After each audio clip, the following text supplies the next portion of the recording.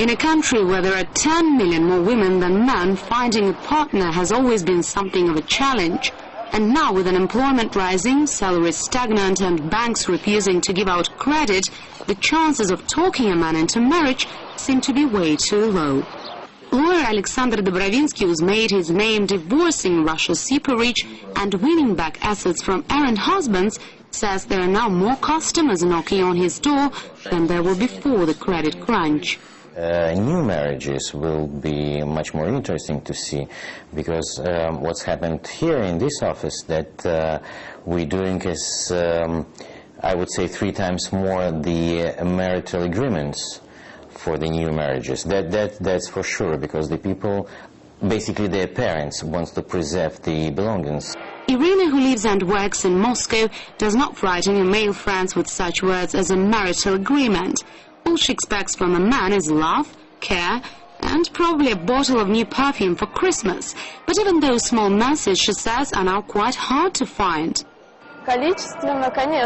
Certain things have changed in figures. Some time ago I could go to a nightclub without even considering paying for myself.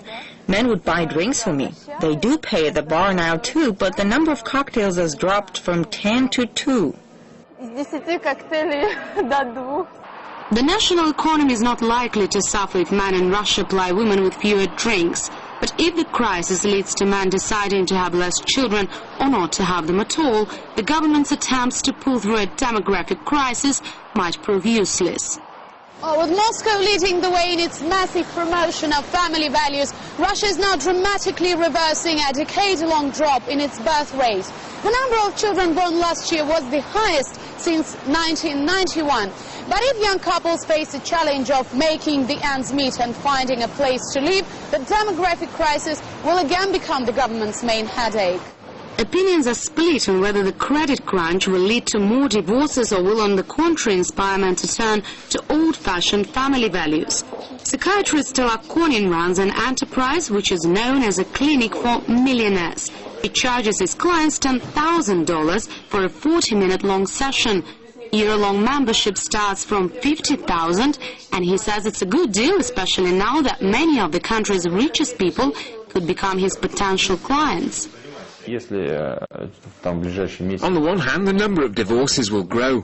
Marriages which were based solely on money, and it's a great pity, there are a lot of those here, will crash.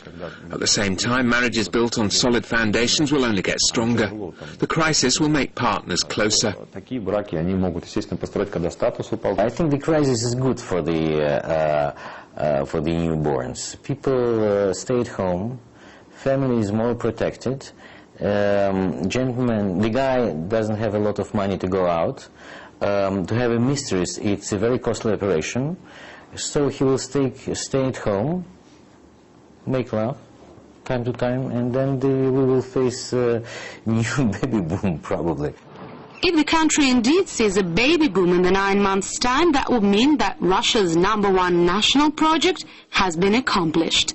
Ekaterina Gracheva, RT.